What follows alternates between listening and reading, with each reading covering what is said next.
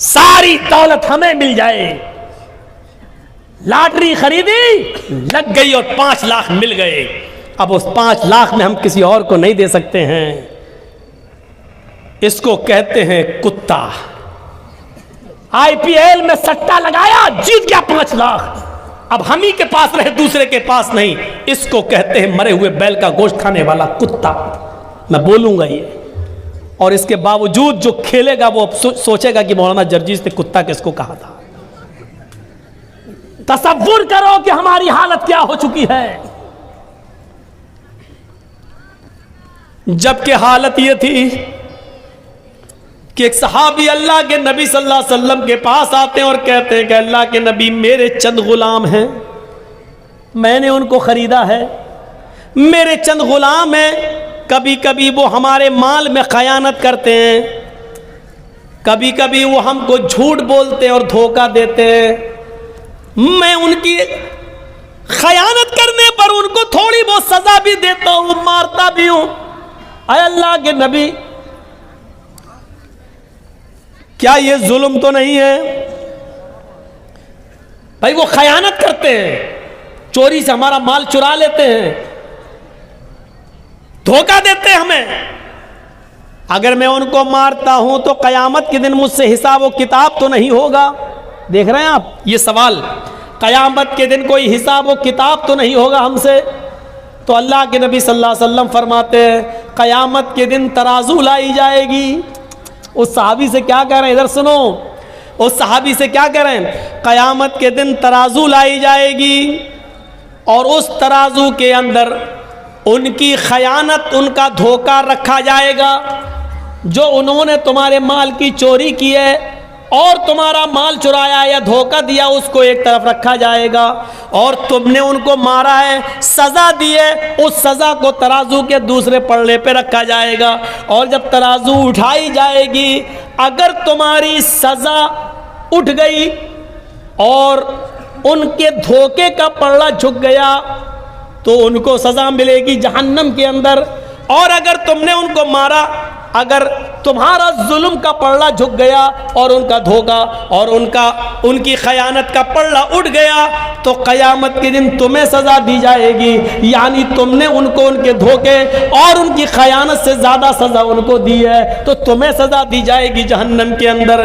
ये साहबी कहते हैं, अल्लाह के नबी, ये तो बड़ा अजीब मामला है, ये तो बड़ा अजीब मामला है। तब तो फिर पता नहीं हमारी सजा कितनी ज्यादा होगी।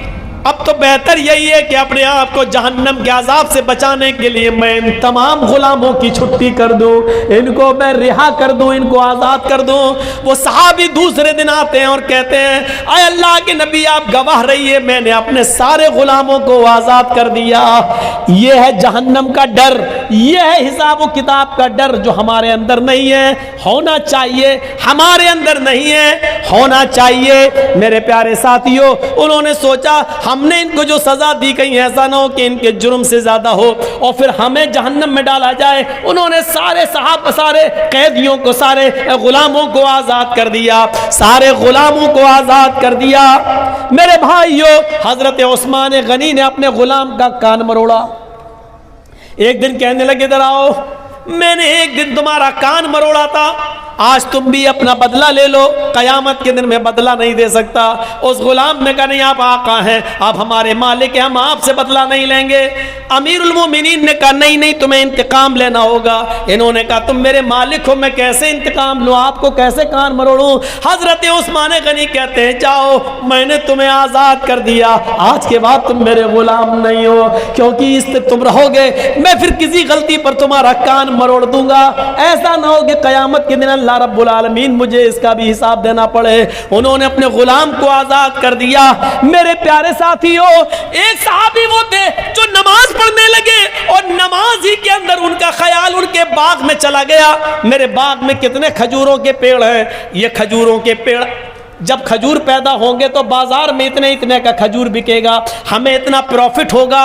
ये पढ़ते गए, ये सोचने लगे और रकात भूल गए, रकात भूल गए।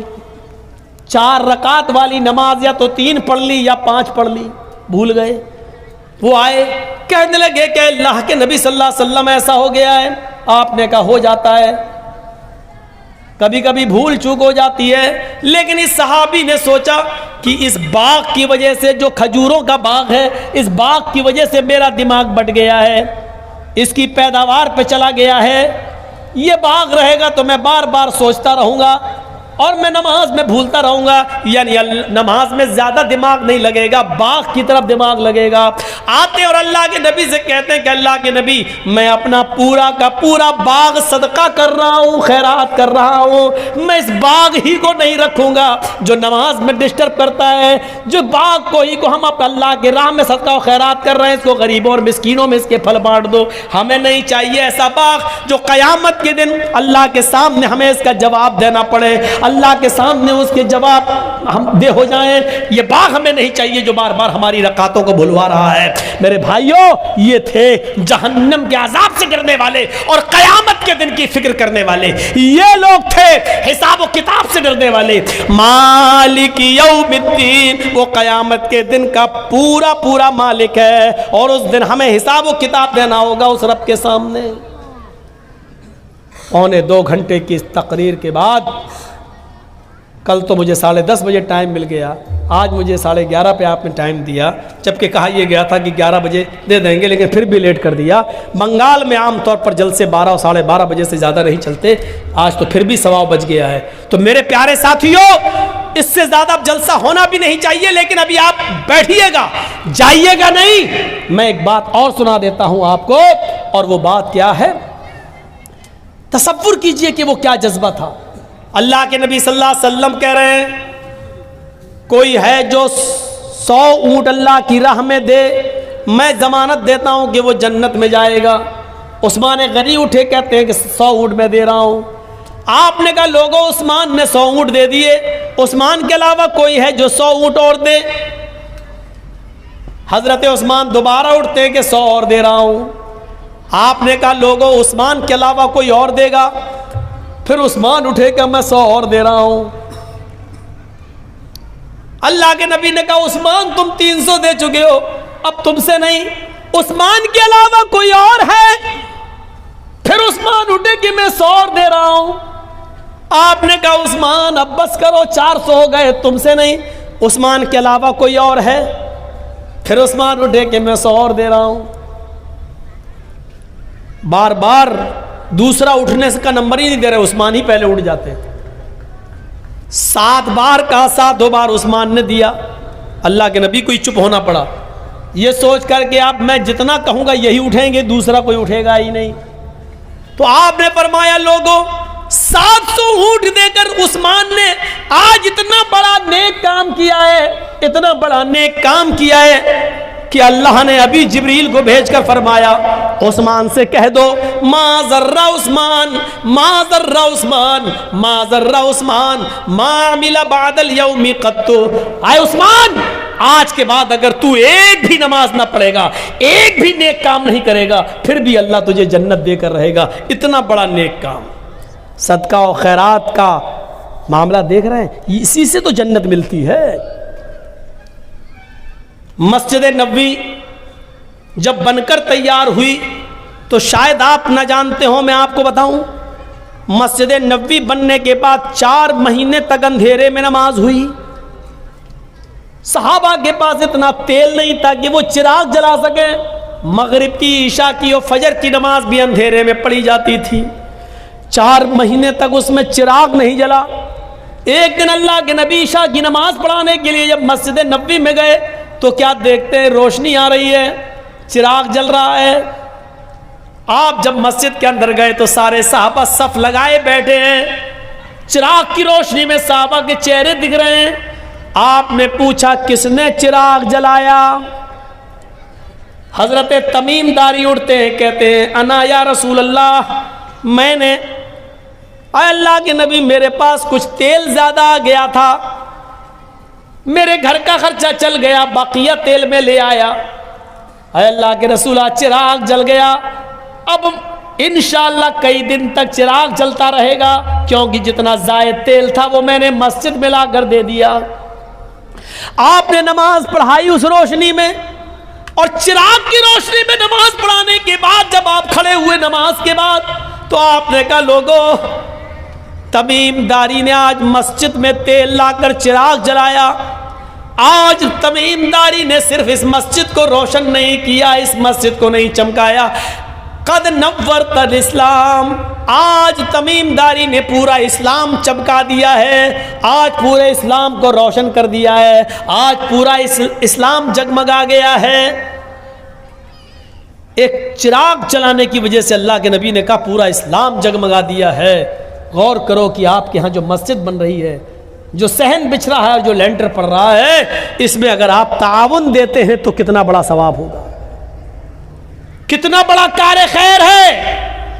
होना तो ये चाहिए कि जर्जीस साहब ये कहें, है कोई जो पूरा का पूरा खर्चा उठाने के लिए तैयार हो, और एक आदमी उठे और कह दे कि मैं देने के लिए तैयार हूं, और मैं ये कहूं कि आप इनसे नहीं दूसरे से कह रहा हूं, कोई और है जो इतना दे, और फिर वही आदमी उठे और कहे कि मैं और इतना दे रहा हूं। जर्जी साहब चढ़ाओ नहीं, हम चढ़ने वाले नहीं हैं।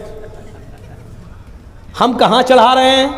हमें मालूम है कि हमारा ईमान वैसा है भी नहीं, हम जानते हैं कि उस तरीके का ईमान है भी नहीं हमारे पास, और हम चढ़ने वाले भी नहीं हैं। इसलिए मैं किसी एक को मजबूर भी नहीं कर रहा हूं। आपसे मेरी गुजारिश ये है कि अपनी इस्तिताअत के मुताबिक जो दे चुके हैं वो तो दे चुके हैं, लेकिन एक सुल्तानगंज के कॉलेज मोड़ पर रहने वालों और इधर उधर से आने वालों, यकीन मानिए कि मौलवी जर्जीस 2 दिन का जलसा किसी इलाके में नहीं देता है, सिवाय कलियाचक, मौज़्ज़मपुर, लखीपुर, श्रीरामपुर और सुल्तानगंज के अलावा। हजारों लोगों ने मुझसे 2 दिन का प्रोग्राम मांगा, लेकिन मैं कहीं 2 दिन का कंटिन्यू प्रोग्राम नहीं देता हूं। आप लोगों से मोहब्बत ही मुझे ऐसी मिली है। वो सब हम नहीं बोलेंगे, वो सब हमको हिसाब नहीं आता है, वो आप लोग बोलिएगा। हम जिस तरीके से, भाई हम इस चंदे को सही नहीं मानते हैं कि एक एक आदमी लाए और एक एक के लिए दुआ की जाए, ये तरीका गलत है, माफ़ कीजिएगा। हम इस तरीके से ना किए हैं ना हम कर पाएंगे।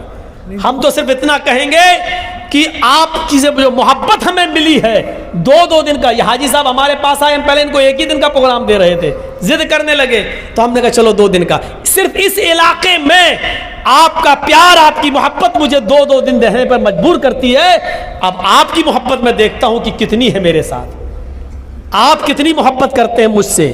आपने मौलाना मजहर साहब के हाथ में क्या दिया, काहिर साहब के हाथ में क्या दिया, मैं नहीं जानता। मेरे हाथ में आप कितना देंगे ये मैं देखना चाहता हूं। जो मोहब्बत मुझे है आपसे, वो आपको भी मुझसे है या नहीं, ये मैं देखना चाहता हूं। और मेरे पास दुआ की उम्मीद लेके मत आना, आप दिल में खुद नियत कर लेना किसको सवाब पहुंचाना चाहते हो। आपको आपकी दी हुई रकम पर सवाब मिलेगा। अगर आप बाप की तरफ देना चाहते बाप को सवाब मिलेगा, माँ के लिए देना चाहते माँ को सवाब मिलेगा, बीवी की तरफ से देना चाहते बीवी को सवाब मिलेगा। मेरी दुआ की जरूरत नहीं, आपके नियत की जरूरत है। अल्लाह के नबी के जमाने में कुछ लोग चुपके से दे दिया करते थे ताकि किसी को पता ना चले, तो क्या उनको सवाब नहीं मिलता था? उनको भी सवाब मिलता था। तो आपको का जज्बा देखना है। अब